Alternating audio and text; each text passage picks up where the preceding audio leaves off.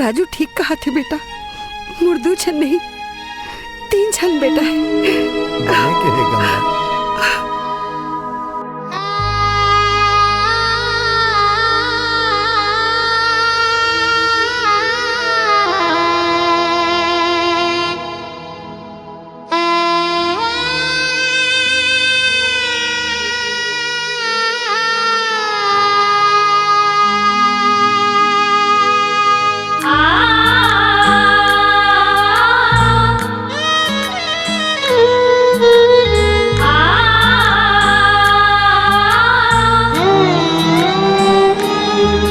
कहूँ हो ही भगवान जगमा तुम्हारे जैसन होई, कहूँ हो ही भगवान जगमा तुम्हारे जैसन होई। होए अगर सब तुम्हारे असंता, होए अगर सब तुम्हारे असंता, कोनो अनाथ न रोहे। कहूँ हो ही भगवान जगमा तुम्हारे जैसन होई, कहूँ होई भगवान जगमा तुम्हारे जैसन होई।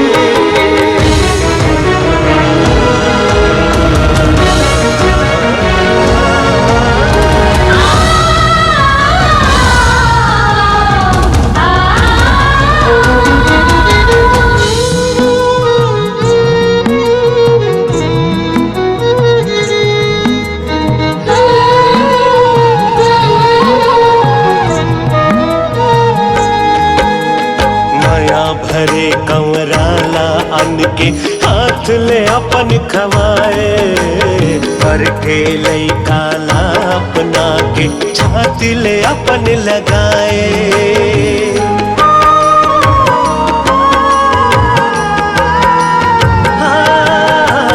भाई बरोबर संगी पाके नैन मोरे भर आए।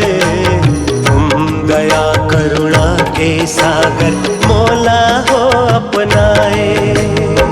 अत का तुम कर डारे ओ मोर बर, अत का तुम कर डारे ओ मोर बर, अपन घरो नहीं करे। कहूँ हो ही भगवान जगमा तुम्हारे जैसन होई, कहूँ हो ही भगवान जगमा तुम्हारे जैसन होई।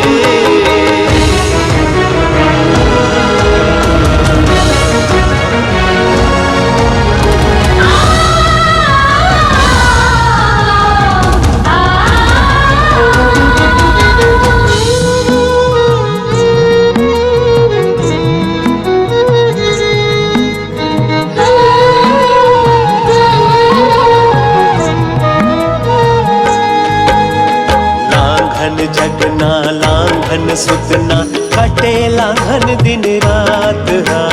धन के खातिर मिले अंगोछा बड़ भाग्य मैं अनाथ।